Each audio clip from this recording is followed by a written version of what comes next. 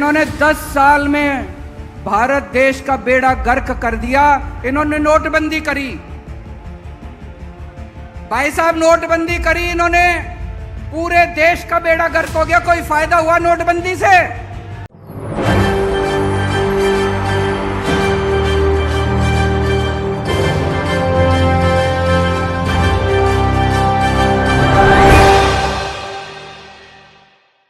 नमस्कार, SPN 9 news देख रहे हैं आप। आपके साथ मैं हूं मानसी जायसवाल। अरविंद केजरीवाल मोदी सरकार द्वारा लाए गए अध्यादेश के खिलाफ मोर्चा खोलते हुए नजर आ रहे हैं। सुप्रीम कोर्ट का दरवाजा उनकी तरफ से खटखटा लिया गया है और अब चीफ जस्टिस DY चंद्रचूड़ किसी भी समय कोई बड़ा ऐलान कर सकते हैं। सुनवाई यहाँ पर जो है वो की जाएगी और सुनवाई के दौरान अगर यहाँ पर अरविंद केजरीवाल की बड़ी जीत होती है तो साफ तौर पर ये कहा जाएगा कि जिस तरीके से मोदी सरकार ये अध्यादेश ला के सुप्रीम कोर्ट के फैसले को चुनौती दे रही थी, उनकी बड़ी हार होती हुई नजर आई है। लेकिन आपको बता दें, इससे पहले जो सुप्रीम कोर्ट में सुनवाई हुई, साफ तौर पर यह कहा गया सुप्रीम कोर्ट के जजों की तरफ से कि जो ये अध्यादेश है उसको लेकर के दोनों ही पक्ष जो है यानी कि अरविंद केजरीवाल और जो है केंद्र सरकार दोनों ही साथ मिलकर के इस मसले का हल निकालें, ये बात सुप्रीम कोर्ट की तरफ से कही गई। लेकिन अब कहीं ना कहीं ये भी कहा जा रहा है कि अरविंद केजरीवाल जो है वो इस पूरे मसले पर मोदी सरकार को घेरने की कोशिश कर रहे हैं, क्योंकि मोदी सरकार भी इस अध्यादेश को लाकर के सुप्रीम कोर्ट के फैसले को चुनौती दे रही है। तो क्या वाकई यहाँ पर अरविंद केजरीवाल इस अध्यादेश को पारित नहीं होने देंगे? बहरहाल तमाम विपक्षी पार्टियों का साथ अरविंद केजरीवाल को मिलता हुआ नजर आ रहा है। सुप्रीम कोर्ट में सुनवाई के दौरान अरविंद केजरीवाल ने प्रेस कॉन्फ्रेंस करके क्या कुछ कहा इस अध्यादेश को लेकर, सुनिए। इन्होंने 10 साल में भारत देश का बेड़ा गर्क कर दिया। इन्होंने नोटबंदी करी, भाई साहब नोटबंदी करी इन्होंने, पूरे देश का बेड़ा गर्क हो गया। कोई फायदा हुआ नोटबंदी से? किसी का फायदा? कह रहे थे भ्रष्टाचार खत्म हो जाएगा, हुआ भ्रष्टाचार खत्म? कह रहे थे आतंकवाद खत्म हो जाएगा, आतंकवाद खत्म हुआ? अगर कोई पढ़ा लिखा आदमी होता, कोई पढ़ा लिखा आदमी कभी नोटबंदी नहीं करता। कोई पढ़ा लिखा आदमी नोटबंदी नहीं करता। मैंने एक इंटरव्यू देखा था प्रधानमंत्री जी का। इंटरव्यू करने वाले ने से पूछा प्रधानमंत्री जी से, प्रधानमंत्री जी आप कितने पढ़े लिखे हो? बोले मैं गांव के स्कूल गया हूं, बस कॉलेज नहीं गया।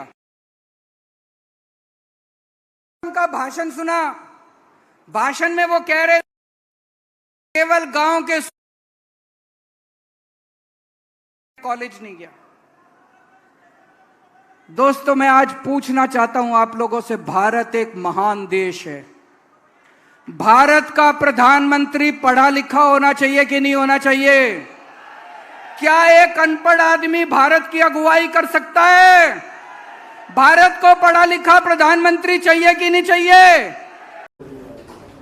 आज national capital civil services authority की पहली मीटिंग हुई, लेकिन ये निर्णय पहला नहीं था, मैं थोड़ा सा उस पर एक्सप्लेन करूँगा। पहली मीटिंग हुई, ये पूरा का पूरा जो ऑर्डिनेंस है, पहले हमें समझना पड़ेगा इस ऑर्डिनेंस के ज़रिए केंद्र सरकार ने किस तरह से शातिर तरीके से दिल्ली में 3 बार चुनाव हारने के बाद दिल्ली सरकार के ऊपर कब्जा करने की कोशिश की है। उन्होंने कई ऐसे प्रोविजंस इसके अंदर लिखे हैं अध्यादेश के अंदर, जिसके ज़रिए मंत्री और मुख्यमंत्री, जो चुनी हुई सरकार है, जो चुनी हुई कैबिनेट है, उसके ऊपर हर जगह इन्होंने एक अफसर को बिठा दिया। अब डिपार्टमेंट्स में मंत्री की नहीं चलेगी, अफसर की चलेगी। अफसर को मंत्री का बॉस बना दिया। कैबिनेट के अंदर कैबिनेट की नहीं चलेगी, चीफ सेक्रेटरी की और LG की चलेगी, उसके ऊपर उन्होंने चीफ सेक्रेटरी को बिठा दिया। एक ये कहने को एक अथॉरिटी बना दी, अथॉरिटी के अंदर 2 अफसर केंद्र सरकार के होंगे और एक मुख्यमंत्री होगा, तो इसके अंदर मुख्यमंत्री के ऊपर 2 अफसरों को बिठा दिया। तो हर जगह इन्होंने अफसरशाही को सारा कंट्रोल दे दिया और अफसरशाही केंद्र सरकार कंट्रोल करेगी। अफसरों के ऊपर केंद्र सरकार का कंट्रोल होगा सर्विसेज के जरिए और विजिलेंस के जरिए। तो एक तरह से केंद्र सरकार दिल्ली सरकार को अफसरों के जरिए चलाना चाहती है। हमारा देश एक जनतंत्र है, भारत एक जनतंत्र है, और संविधान, भारत का संविधान की मूल आत्मा यही है कि हम एक जनतंत्र हैं।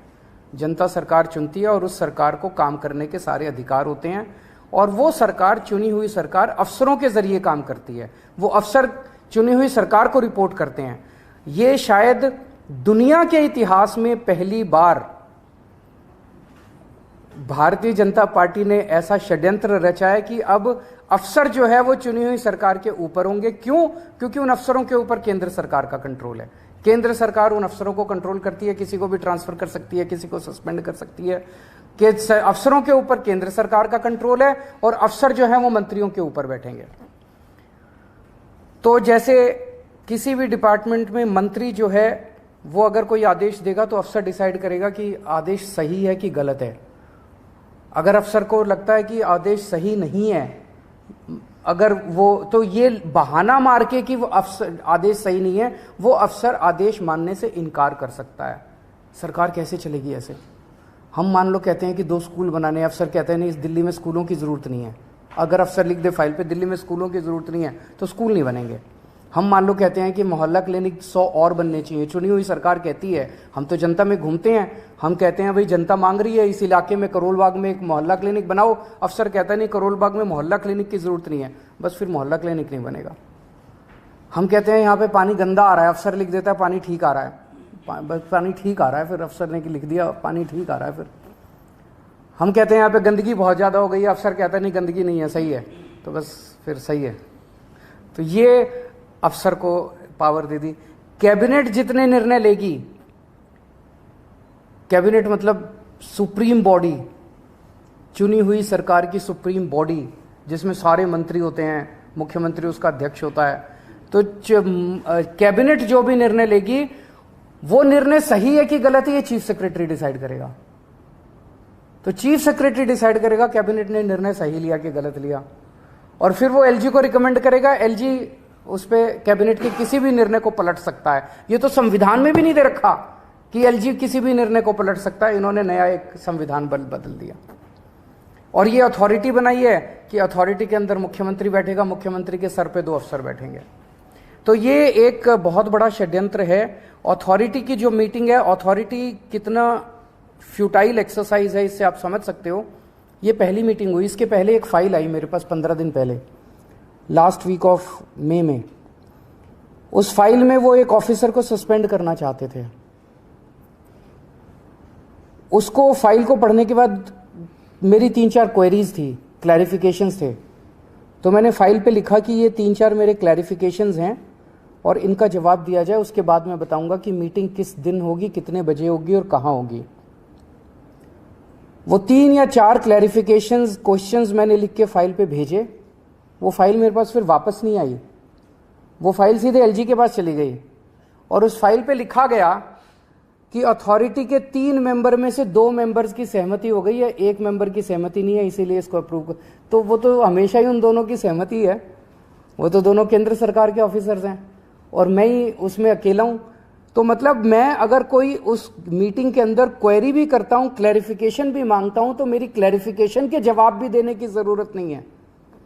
तो वो एलजी साहब के पास उन्होंने फाइल भेजी, एलजी साहब ने लिख दिया कि ऑफिसर को सस्पेंड कर दिया जाए। ऑफिसर को सस्पेंड कर दिया गया। मेरे पास ना ऊपर जाते टाइम फाइल आई, ना नीचे जाते टाइम फाइल आई। मेरे पास तो जब फाइल आई मैंने उस पर क्वेरी रेज की और क्वेरी के बिना जवाब दिए उन्होंने एलजी से अप्रूवल। फिर अथॉरिटी की जरूरत क्या यार? तो ये दिखाता है ये सारी चीजें हम सुप्रीम कोर्ट लेके जाएंगे और हमें पूरी उम्मीद है, सुप्रीम कोर्ट से भी उम्मीद है और सारी पार्टियों से भी उम्मीद है कि अगर सुप्रीम कोर्ट में भी मिलेगी, राहत मिलेगी, और अगर राज्यसभा में, संसद में बिल आता है तो उसको जीतने नहीं देंगे। आज एक मुद्दा था जिसमें एक ऑफिसर के ऊपर कुछ डिसिप्लिनरी प्रोसीडिंग्स थी। उसने ये फॉरेंसिक लैब में कुछ गड़बड़ की थी, उस पे वो ब्लैक एंड वाइट मुद्दा था, उसमें तीनों की सहमति थी कि इसको सस्पेंड कर, इसके खिलाफ डिसिप्लिनरी प्रोसीडिंग शुरू की जाए। यानी आप ये कहना चाह रहे हैं कि अथॉरिटी की बैठक से पहले ही ये निर्णय ले लिया जाता है और आपको बताया जानकारी भी नहीं दी जाती? पिछली वाली जो मीटिंग थी उसमें मैंने जैसे बताया, मेरे पास फाइल आई कि इस अफसर को सस्पेंड किया जाए। मैंने कहा कि इसको क्यों सस्पेंड किया जाए, इसके लिए 3 क्लैरिफिकेशन मैंने मांगी। वो 3 क्लैरिफिकेशन का जवाब देना चाहिए था कि ये कारण है। वो 3 क्लैरिफिकेशंस के जवाब देने की बजाय उन्होंने फाइल सीधे एलजी को भेज दी कि अथॉरिटी के 3 सदस्यों में से 2 सदस्य तैयार हैं। वो दोनों तो उनके अफसर हैं अपने ही, उन दोनों ने साइन कर दिए। मुख्यमंत्री की इनको जरूरत ही नहीं है। जनतंत्र क्या, जनतंत्र की ऐसी तैसी। सर, आपने लॉ एंड ऑर्डर को लेकर भी एलजी को चिट्ठी लिखी है।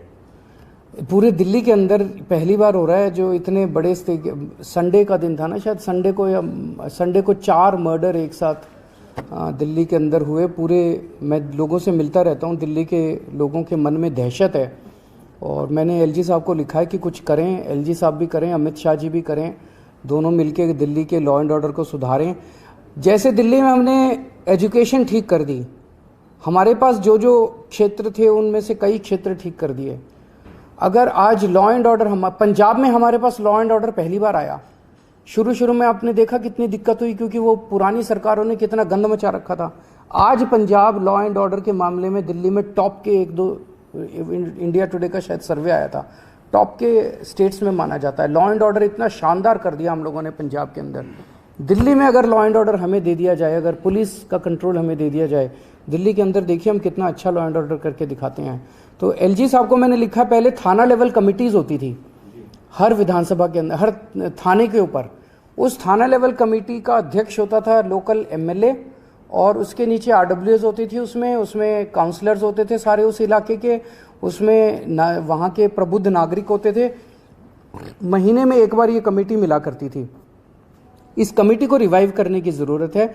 2013 में जब से हमारी सरकार बनी 15 में, तब से ये थाना लेवल कमेटी को डिसबैंडमेंटल कर दिया गया था। इसको दोबारा रिवाइव करना चाहिए। सर, 23 तारीख को विपक्ष की मीटिंग है सर, कांग्रेस का स्टेट से क्लियर नहीं हो पा रहा है, इसको लेकर आप क्या सोचते हैं? इस कांग्रेस से मैं उम्मीद करता हूँ सारी पार्टियां पूछेंगी उस मीटिंग में, भाई आप अपना स्टैंड बताइए। और मैं समझता हूँ कि सबसे पहला उस मीटिंग का सबसे पहला एजेंडा होगा अध्यादेश, कि दिल्ली के अंदर जनतंत्र को ख़त्म करने के लिए, और मैं वहाँ सारी पार्टियों को समझाऊंगा, टेक्निकली भी कॉन्स्टिट्यूशन लेके जाऊंगा, मैं संविधान लेके जाऊंगा, कि आप ये ना समझें कि ये दिल्ली आधा राज्य है इसलिए दिल्ली के बारे में ये अध्यादेश आया है। ये अध्यादेश तमिलनाडु में भी आ सकता है, ये अध्यादेश महाराष्ट्र में भी आ सकता है, वेस्ट बंगाल में भी आ सकता है, पंजाब में भी आ सकता है। कंकरेंट लिस्ट की जितने सब्जेक्ट्स हैं, केंद्र सरकार अगर इसी तरह का अध्यादेश लाती है तो फुल स्टेट्स के अंदर भी कंकरेंट लिस्ट के सब्जेक्ट्स को वो ख़त्म कर सकती है। इलेक्ट्रिसिटी हो गया, एजुकेशन हो गया, कई सारे सब्जेक्ट्स हैं कंकरेंट लिस्ट के अंदर जिनको इस किस्म का अध्यादेश लाके फुल स्टेट्स के अंदर ख़त्म किया जा सकता है।